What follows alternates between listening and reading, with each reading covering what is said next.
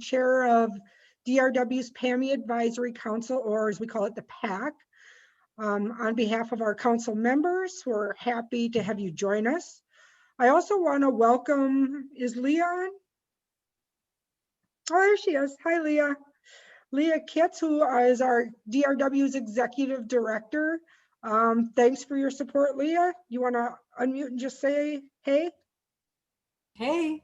Hey. Glad to see everybody here. It's always good to, I see some of the names go by sometimes, and it's always good to see, who you are, and really excited about getting input from all of you. Thanks, Leah. Thanks for coming. So DRW's Protection and Advocacy for Individuals with Mental Illness, which is PAMI, program provides advocacy to protect the human and civil rights of kiddos and adults with serious mental health conditions. So this work is supported by the PAMI Advisory Council, who advises DRW staff and their board of directors on policies and issues that affect those with mental illness, and then sets priorities for the protection and advocacy program.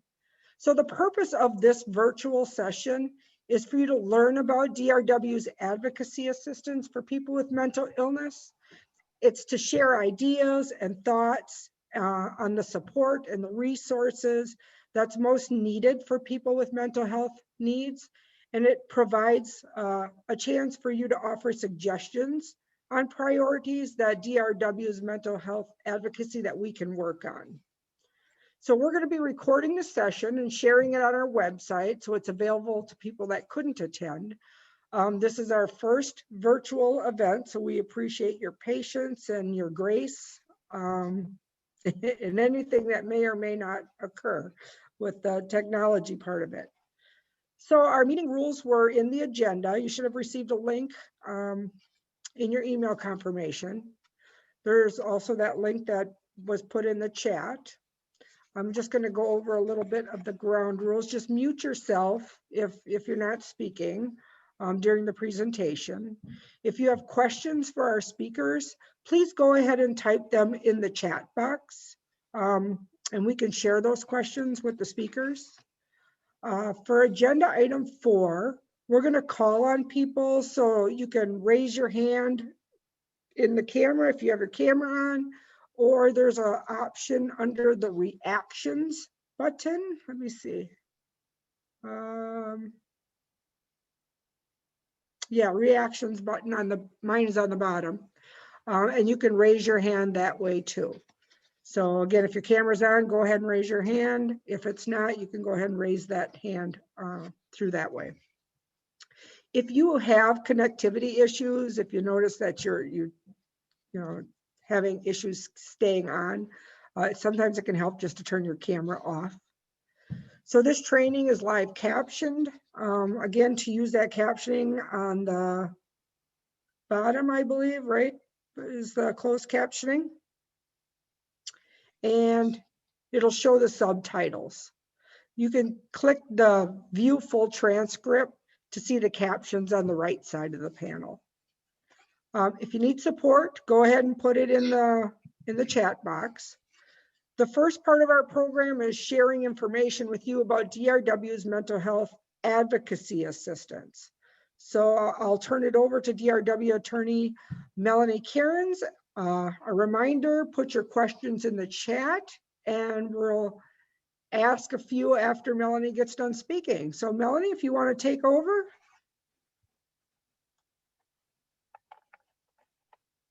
Sure. Thank you, Teresa. And welcome, everyone. Can everyone hear me? Yes. Okay. As Teresa said, my name is Melanie Cairns. I am one of the attorneys on Disability Rights Wisconsin's Community and Institutions team. And I have kind of a big topic and a short period of time to talk about it. And also, I feel like a lot of tonight is about hearing from all of you. So I am just going to provide a brief overview and then leave time for questions. So what does Disability Rights Wisconsin Communities and Institutions, or CNI team, do What are some examples of the type of individual advocacy that we provide? One significant priority is helping individuals, both kids under age 18 and adults, access appropriate mental health services in the least restrictive setting.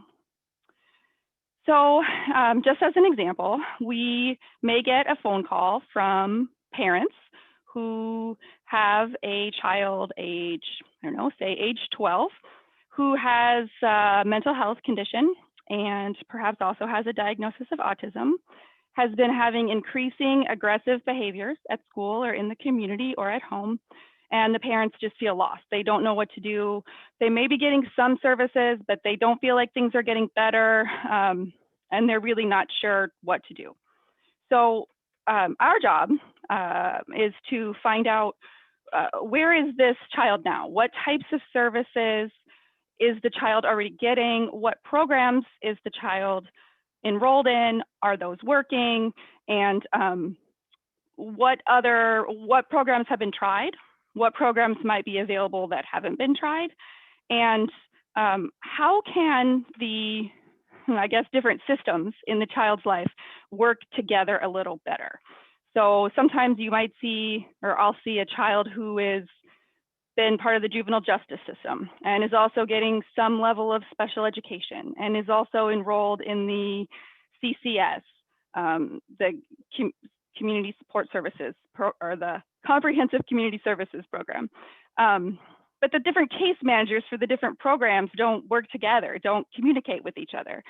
So I attempt to work with the family to find out, like I said, what's been happening, how's that working, what's not working, and how can we connect the right people to make it work better.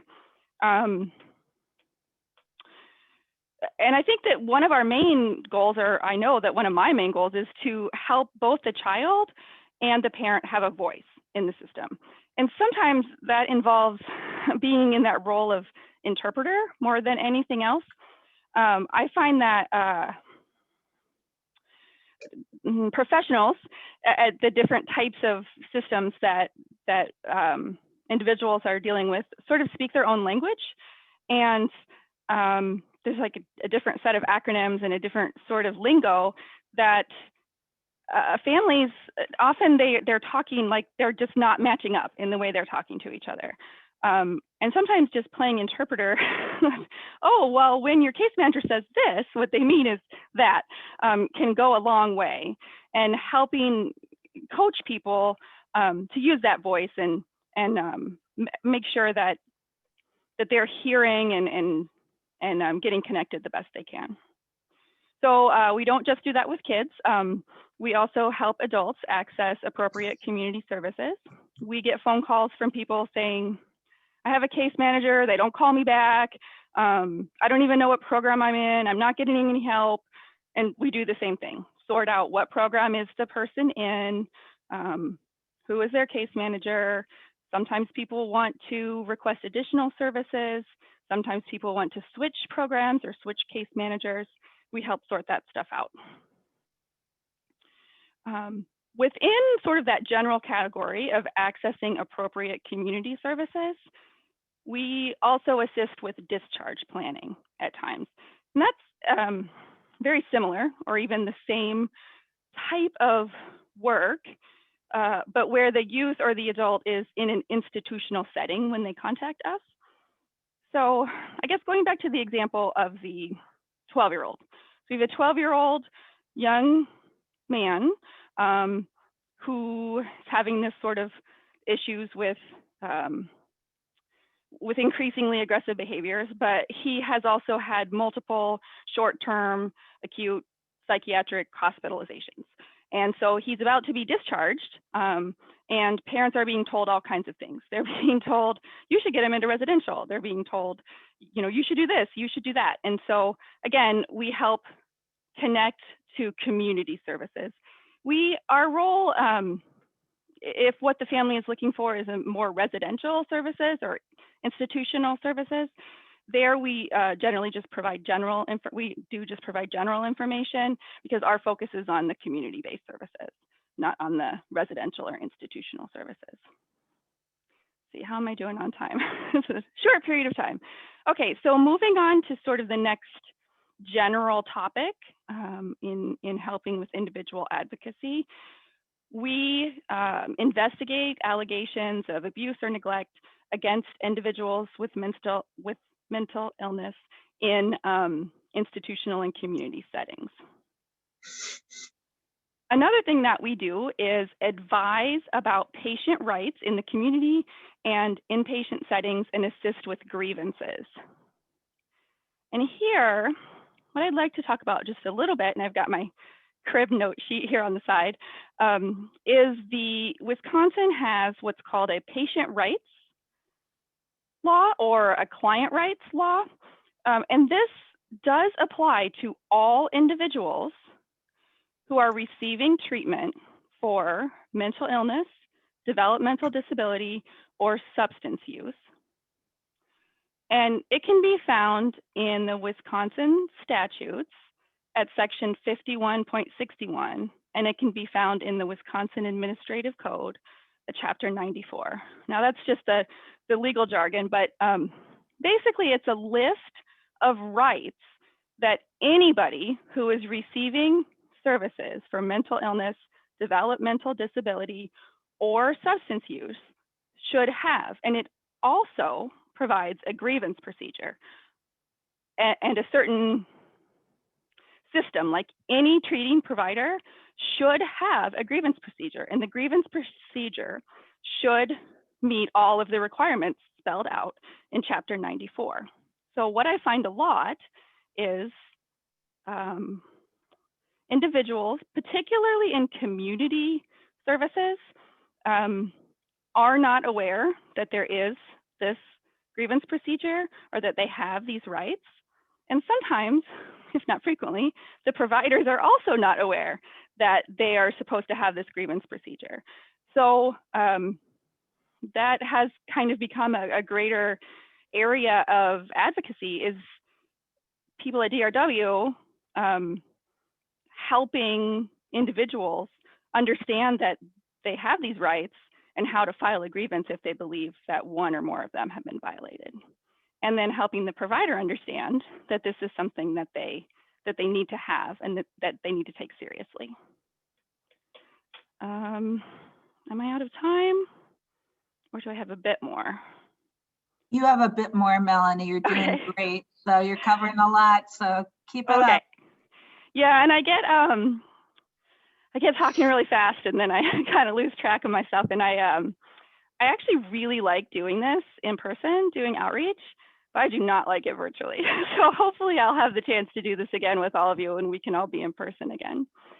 Okay, so the other thing I am going to talk about just briefly is how to request individual advocacy. So how does a client access our services? I mean, just generally, you'll see it in your handout. They can contact us by telephone, online, email, or by mail. But something that's really important to understand is unless a person has an alternate legal decision maker, such as a guardian or a minor under the age of 18, we need to hear from the individual. So because our priority is to help the individual understand what's going on with them. So if we hear from a case manager or the parent of a young adult,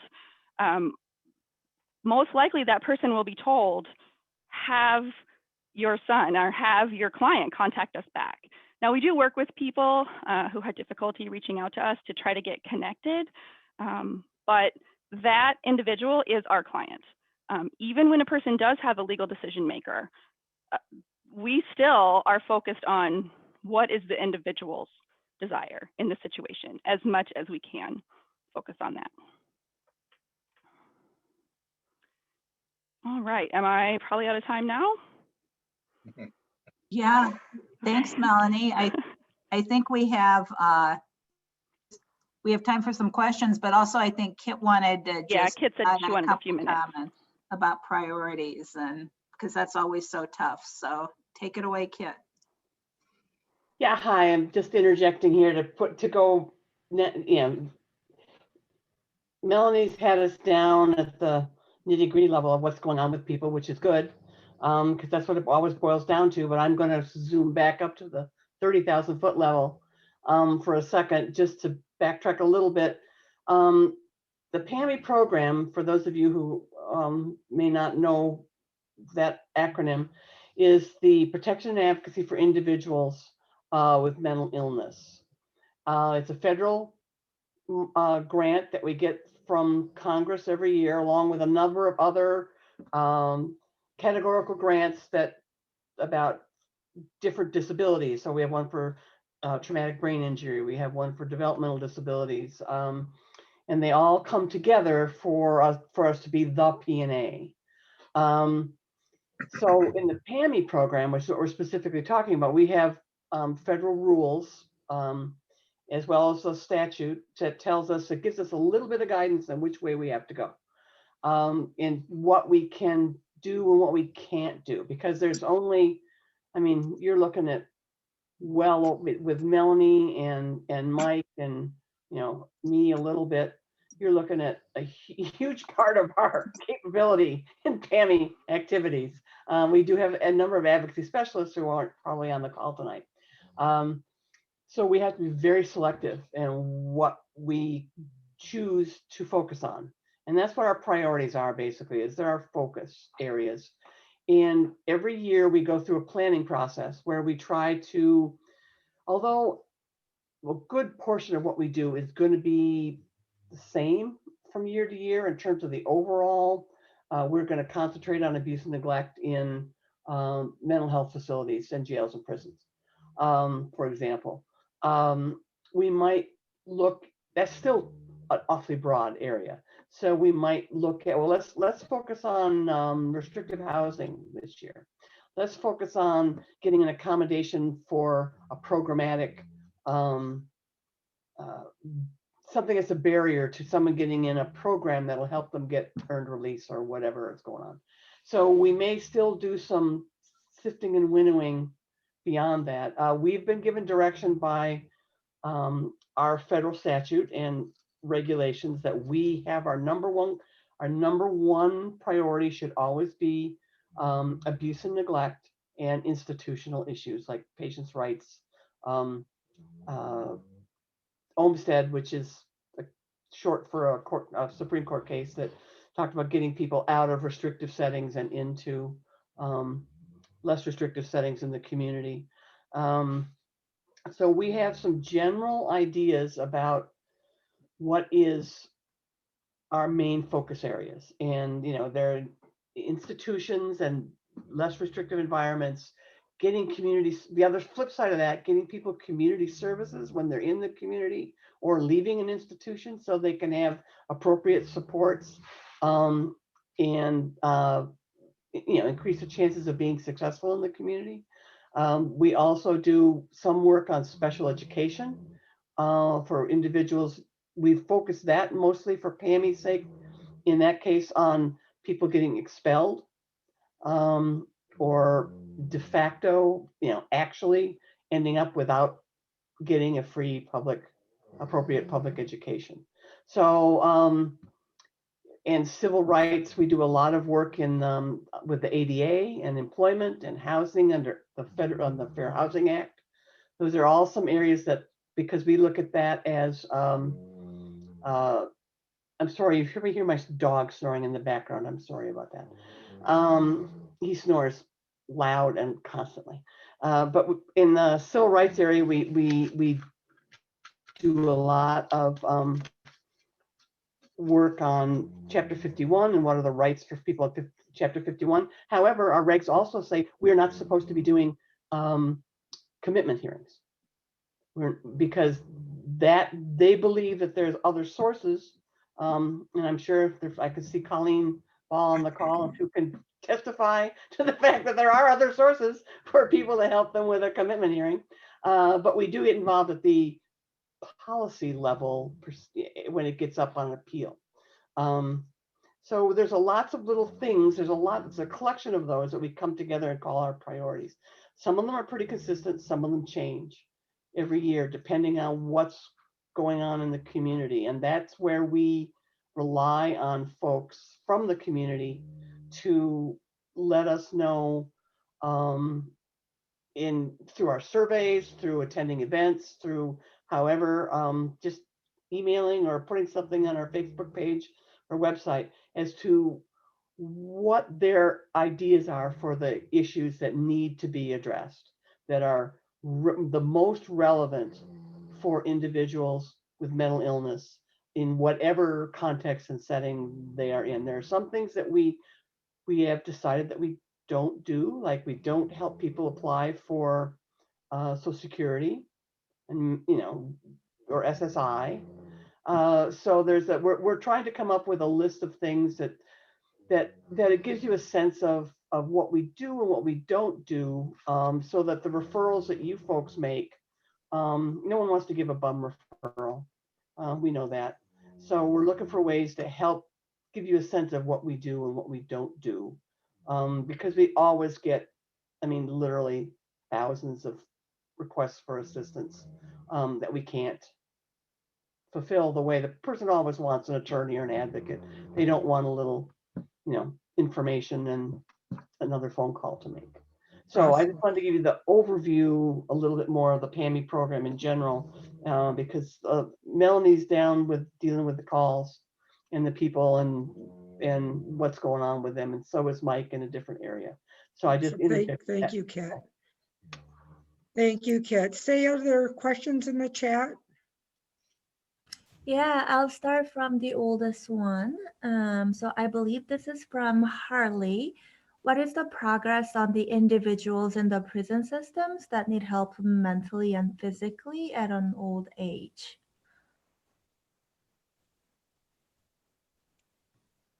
I think we should pause that question because that's what Mike's going to talk about. Yeah, I say we can hold that as a segue into his presentation.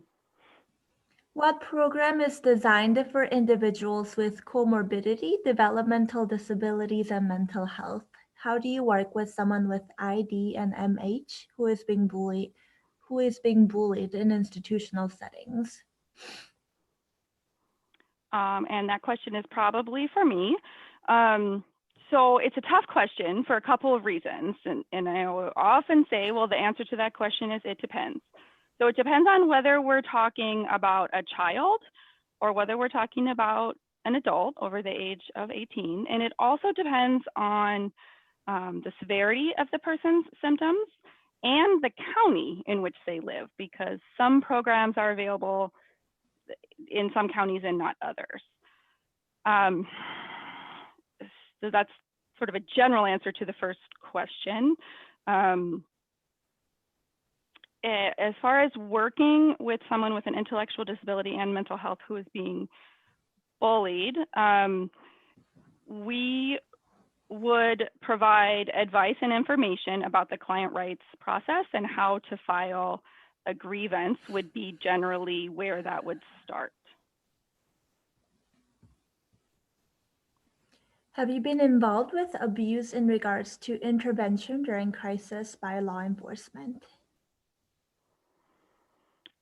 I have not specifically. I think if we got a phone call about that, that would be referred to our victims of crime team, if we were able to get involved with that. Now, one thing that we would do is if we have an individual that we're working with who is having difficulty in the way the local county mental health crisis team is interacting with them, then we would attempt to reach out and discuss it with them and see if we can get a better crisis plan in place. We don't have, as Kit was talking about, we don't have the resources to, for example, file lawsuits seeking damages for injuries and things like that. We just don't have, like Kit was saying, there are 4 or 5 of us on this team for the whole state. So kind of keeping in mind how limited what we can do is with that number of people working on that. And then I see a question about handling suicide in an institutional If I could setting. just follow up, I thought I was unmuted and I wasn't. One thing on the answering, following up on Melanie, her statement that the remedy is key is part of, I think it helps to understand how we choose our priorities. We generally, for example, we do have the authority, special access authority under our federal law to request information where there is suspected abuse and neglect. And it can be on the way to jail or on the way to mental health, detention. If we have probable cause to believe that the person has a mental illness. And we have in the past looked into that and communicated, for example, with a particular police department about that. I mean, I can't think of one recently. I could think of one from a few years ago. And the question then becomes remedy, because we're not going to be the person to bring the personal injury lawsuit or something, or wrongful death, hopefully not a wrongful death, but we're more going to look at the systemic issues involved there and then give a referral to a private attorney to follow up on the specific damages. So that's something in terms of a referral to be aware of, is that we're not capable of taking on a lot of individual tort injury kinds of situations. We'll refer that piece on and look for a way to get to that police department to let them know that this kind of thing is going on and what are they going to do about it and how they're going to, and get the report. We have access to peer reports, so we can get, if we involved in it, we could look at what happened and what did you write about what happened. But it will tend to be a systemic remedy from us. Just so, because of our we, if we had 20 lawyers, then we could do more, but we don't.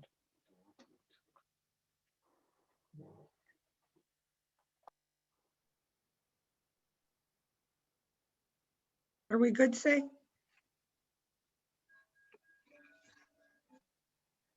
There's a question about handling suicide in an institutional setting and suicide and developmental disabilities and autism.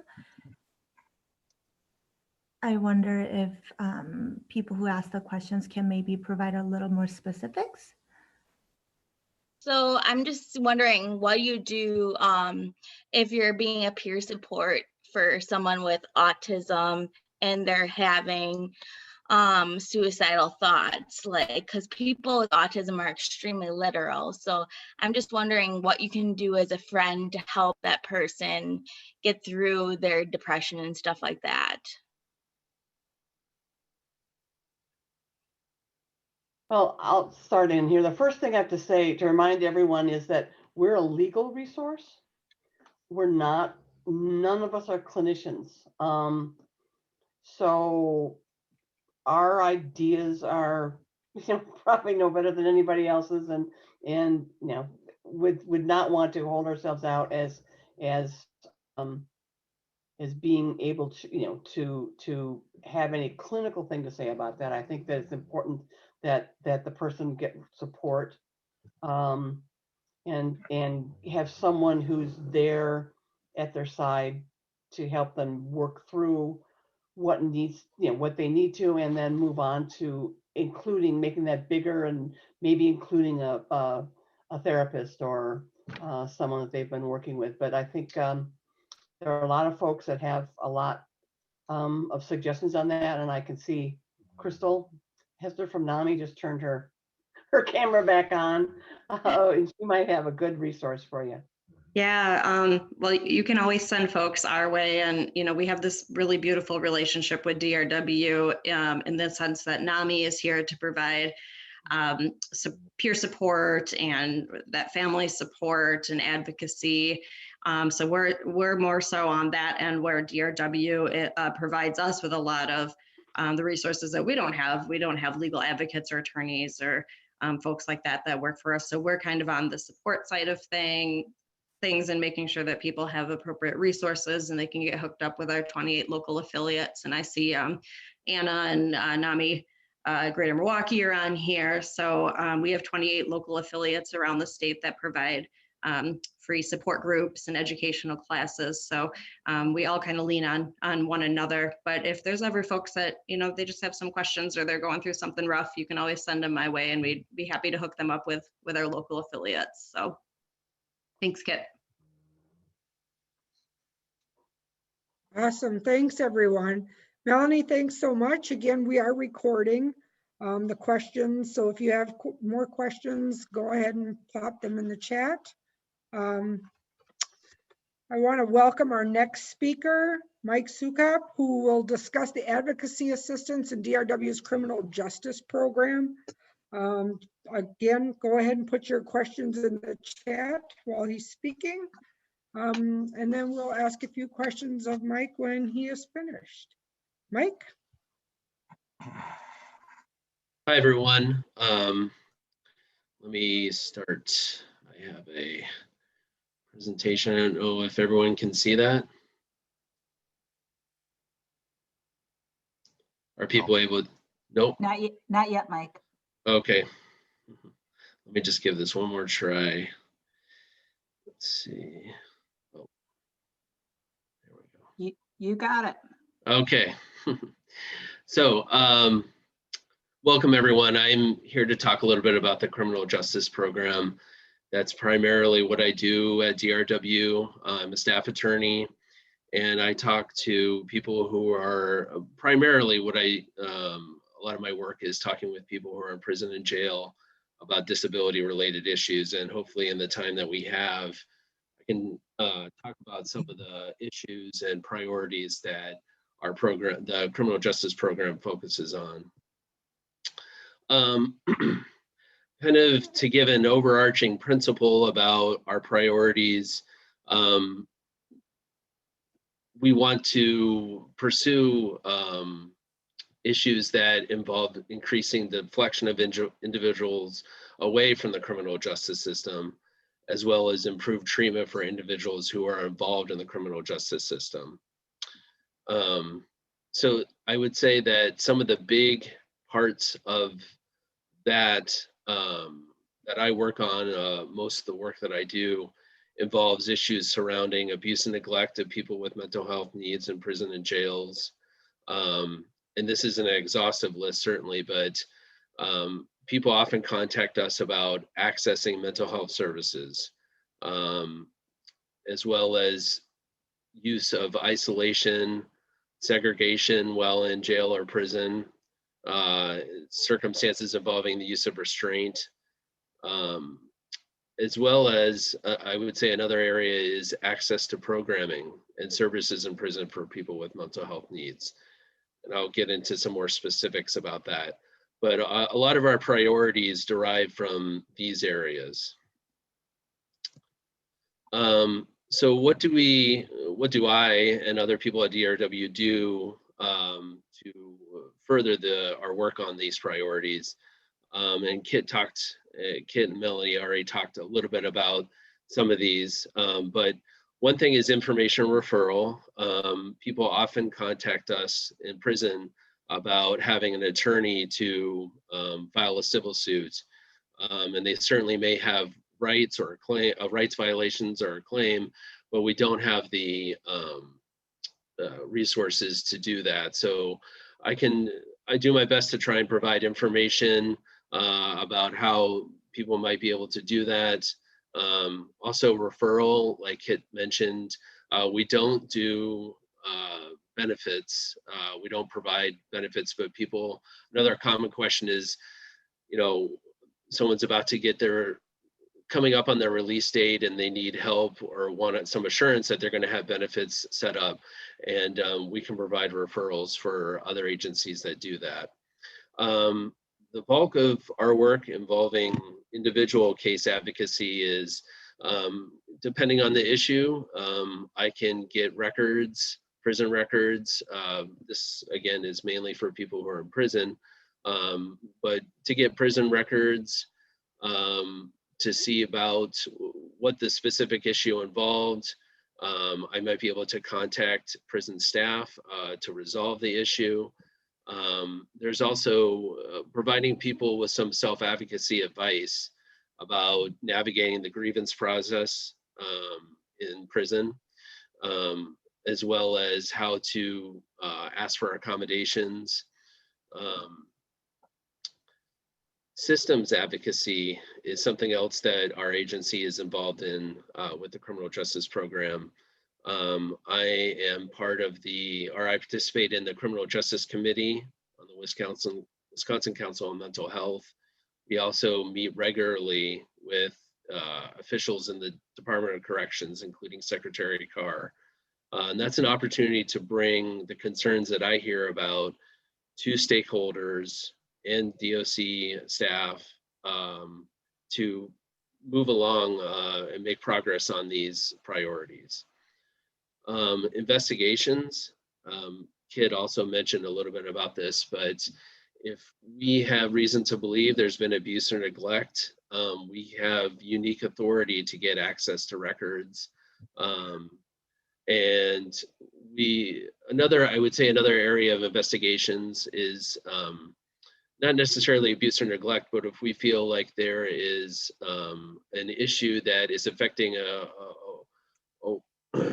large amount of people who are in prison or jail, we can sometimes we can look deeper into that issue about what's going on. Training is another level of advocacy that we provide. Some of this training got disrupted with COVID-19, but there's plans to talk with DOC staff about what our agency does and how we support people in prison and jail. They don't care. Legal support and representation, as we've said, we don't have resources to do that, but there are circumstances where we might provide some support or participate in a lawsuit in very unique circumstances.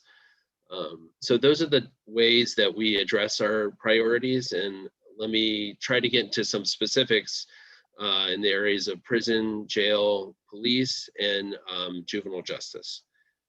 So in prison, again, the focus a lot is on issues regarding abuse and neglect. And again, access to appropriate mental health care is a common issue that people contact us about. Overuse of restricted housing or isolation is another issue. Use of restraints, and then also access to programming and services.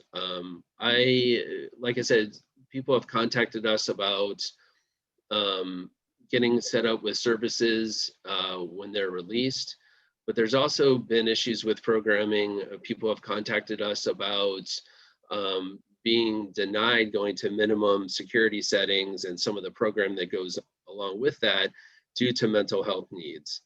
So some of the things that DRW is doing on these issues is reviewing individual cases and providing advocacy. We also meet with DOC officials about these concerns. One thing related to programming, like I said, there was people contacted us about accessing or being able to go to minimum settings. That's something that I was able to take a deeper dive into, and we're presenting some of those concerns to the DOC about that. Also services, we had made requests with the governor's office about the budget. This is something we'd also talked with the DOC about, is the ORS program. And for those that are not familiar, ORS is Opening Avenues to Reentry Success. It is a prison program, but part of what we're doing in this area is to advocate for increased funding on that. And we've contacted the governor's office about that. It's a very great program that starts, it's specifically for people with severe mental health needs, and it starts before people are released. and it provides services upon their release. So it's a valuable program. It's something that we've advocated for the increased funding. Jail. Some of the issues with jail are similar to prisons, as people maybe know in this meeting. Prison involves people who are there for a long period of time.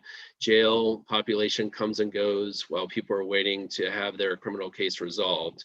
But people do contact us because of being able to continue their mental health services.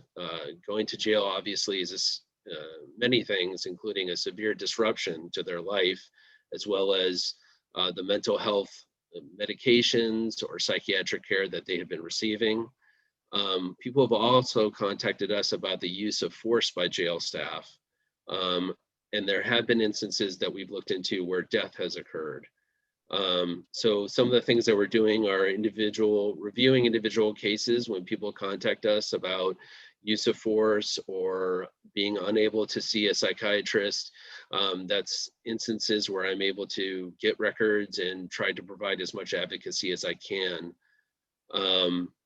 And investigation into, I've obtained records into instances where people, possibly due to abuse and neglect, involving people with mental health needs, where death has occurred. I'm trying to move on so we can cover this, everything I can here, but contacts with police is another big issue that we're trying to do some advocacy around. It's a big issue right now in the state, and we're trying to have a role in how that conversation, try to contribute to that conversation in terms of trying to decriminalize people who in the community are having a mental health crisis, and how police are interacting with people in a mental health crisis. This isn't something that we're able to necessarily work on an individual basis, but trying to involve with systems advocacy to re-envision the role of law enforcement. Juvenile justice issues. There's, as people are, I'm sure, probably aware, there's the efforts to close Lincoln Hills and Copper Lake. Our agency is involved with that, on a systems advocacy level, to work with stakeholders about the closure. Our agency is in support of small community-based facilities to help you live successfully in the community, and return to the community as quickly as possible. Also, returning 17-year-olds to the juvenile justice system is something else that our agency is working towards. Taking funds that would otherwise be used for incarceration for youth that age and put it into local community-based prevention. Again, this is a more systems advocacy priority where we're meeting with DOC officials about these issues and other stakeholders.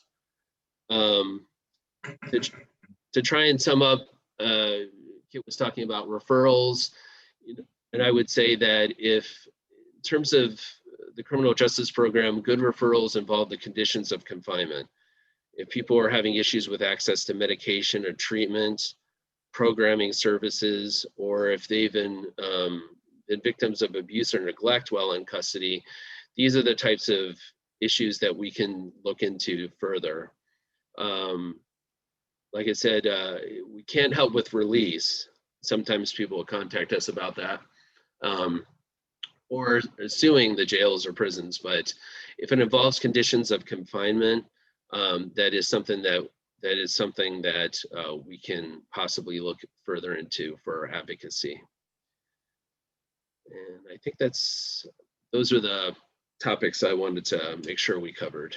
And I have to say that corrections, I mean, you're looking at, Mike, the corrections department, division of DRW, all of it. So we are very limited in what we can do, but in terms of just the bandwidth. But I think, on the other hand, the intakes that we get from folks in jail and prison are probably one of the more, the ones we get there so many more than we can handle on a monthly, weekly, yearly, whatever basis you want to take it. So we have to be very tight with our priorities, because we just get overwhelmed, and it's a lot. So I think the two major areas that we get requests for assistance are individuals with mental illness, and I think the other one is folks with physical disabilities who are having accessibility issues. But the PAMI and another grant we get from the state of the WISTAF, the Lawyers Trust Fund account, helps us do this work. And we really try and concentrate on individuals where we can get in and dig in and do something. A lot of that is, a lot of our problems are going to be based around a diagnosis or lack of a diagnosis or discrepancy in a diagnosis with someone who's in a facility, and they, when they were out in the community, or they believe that they have diagnosis X, but they're getting medication or not getting medication for that, and they want us to help them get a different medication. That goes very quickly into a professional, clinical kind of determination that we aren't able to make. If we think someone is undertreated, and we can help, we can go after that, but we can't really do a lot with, well, the person has medication X and they really want medication Y. It's very difficult without saying, and I'm a psychiatrist, and here's my thinking on it, which we're not. Those get really dicey for us in terms of being able to make progress. So generally what we try and do is give someone some self-advocacy advice about how to talk to their doctor or clinician and explain the potentially, they say, the bad side effects they're having, or it's not really relieving this symptom for me, and help them communicate what's going on with them in a way that will help get them the medication that they would rather have. But Oh, that's good. That's good advice. Yeah. That's good advice. Thanks, Kit. Mike, I appreciate that important information. Sade, is there a couple questions that we can take? Yeah, we have a question from Harley, I believe, who asked about what kind of support is available for the elderly who are in the prison system. And Harley also shared a lot of really valuable experience, so thank you for that as well.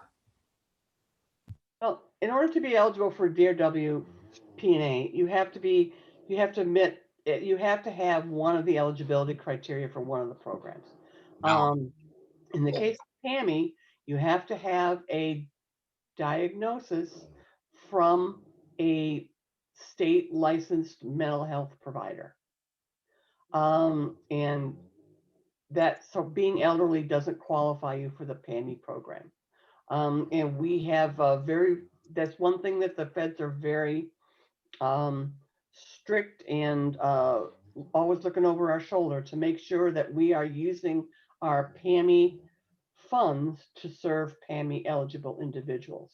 I'm not sure exactly who on a legal basis gets into the correction system on behalf of elderly folks, but generally, unless they have another condition, it's not going to be us.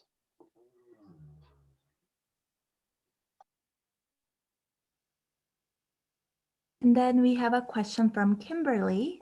In your advocacy to higher systems, do you ever touch on how institutionalization and incarceration almost always increase or lead to mental health issues? I think there's different ways to answer that question, and I think the thing that jumps to mind is something that has coming up recently, which is for people who are in prison that I speak with, and the overuse of isolation and restricted housing for people that are having mental health issues, it just exacerbates that issue greatly. And I know that the Department of Corrections is planning to roll out reforms with restricted housing, with in mind people with mental health issues. And I'm not, we'll see what those reforms are, and they may not go far enough. But I think it's a recognition by the Department of Corrections that, the way that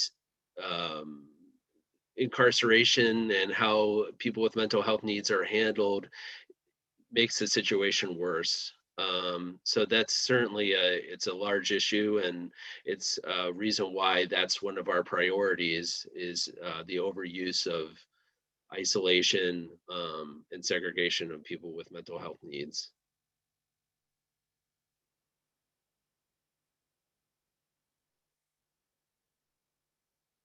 Mike, I saw a question. Can you hear me? Yes. I saw a question up there saying that the prisoner only gets 15 minutes a month. Is there any way they could get more than that? I mean, that doesn't seem like enough for that I can understand with someone with mental illness and stuff. And and also I'm thinking about the prisoners that do get like a physical illness, and then what about their mental health part of it if they can't get even the physical part of it taken care of? Their mental health goes down too. I mean, if somebody has something like stomach issues or feet issues and they're not looking after it, and there goes their mental health issues. I mean, the whole overall care and the institutionalized is not being done, period. Sounds like to me from the questions seeing the questions on the side here. I saw somebody say 15 minutes a month. It's like, that doesn't seem like enough to me. Take it away. Yeah. Well, I certainly would agree with that. Again, it's a common issue when I talk with people in prison is having adequate contact with mental health, with psychologists or psychiatrists, as well as, having meaningful treatment. And certainly 15 minutes is not enough. And I know that meeting with the Department of Corrections, with COVID has created problems, but they have said that trying to do telehealth to make sure that there's not a decrease. But certainly in individual situations, people have contacted us about having a lack of mental health services. Those are instances where I can get records and talk to prison staff about that individual situation. And as much as I can to increase somebody's ability to get that mental health treatment. If I understood the other part of your question about somebody has other medical issues, and certainly that could be another whole topic about how the prison is handling medical issues, but certainly it's not uncommon for me to talk to people who have multiple issues going on, and it certainly increases. When I talk with people, they've telling me about how it increases their anxiety, their stress, which makes everything worse. So again, there's there's certainly a lot that I wish I could do more on, and I'm trying to do as much as I can with these issues. And that's why on an individual basis, I try to take on those cases and do as much as I can to contact prison staff about failures with medical treatment or somebody's access to mental health treatment. Some instances I'm able to make some difference, and as much as I can. So, but I appreciate you mentioning that, because that is a common situation that people in prison who I talk with about. I mean, the state prison system is the largest mental health or mental illness facility in the state of Wisconsin. There's hands down. It doesn't want to be. It just is, and it is grossly under staffed to deal with that. And I mean, under resourced, understaffed, undersized. We know we can't have groups because we don't have the room. There's nowhere to hold them. I mean, everything, just soup to nuts, beginning to end. And so we keep hope, we've got limited ability, and we try to push on the places we feel where we can make the most difference. I think the diagnosis and symptoms that somebody has are going to hopefully at least have some impact on their ability to get more than 15 minutes. I don't know if 15 minutes is a check-in or what it is, but number one thing is it should be individually, but it's a clinical decision that should be individually based. There shouldn't be if there's a policy that says everyone, regardless of your mental illness and your symptoms and where you're at this moment, you only get 15 minutes, that could not stand. That may be the default. Thanks, Kit. Sorry, Kit, didn't mean to cut you off. No, I'm just saying that that's a fact. That's unfortunately, okay. we can't fix all of that. Got it. Well, in the interest of time, I'm going to leave you with two questions, kind of two things to think about. What supports are most important for people with mental health needs to support the recovery and live successfully in the community? That's the first one. Go ahead and type that in the chat. These are things that we would want to know as far as setting our priorities. And what are your priorities? Everyone here, what are your priorities for Disability Rights Wisconsin's mental health advocacy? What would you say is a priority in the state? Release. For this. So those are two things you can go ahead and put in the chat. I think Barbara also put in the chat the link to our survey. So if you go to the link that she posted is a survey, and that too also has input that we're asking for you as far as what's important to you, as far as what we should set as priorities to address what's going on in the state. And like I said, a lot of times it's different for every area. So what might be a priority in my Northeast Wisconsin may not be a priority in the far west or other northern part of the state. I just want to let everybody know that we are considering having another virtual event to share information about DRW's school and civil rights advocacy assistance. So stay tuned for that. You guys are a joke. So I want to thank everybody for coming, and I appreciate your input. And again, if you have any questions or comments, this is being recorded, so you can go ahead and put them in the chat, and we can have Mike or Melanie or Kit respond to any questions or concerns that you may have. We appreciate hearing from you. And again, head to the website, complete the survey, and I appreciate everybody's time. Thanks so much, and stay tuned.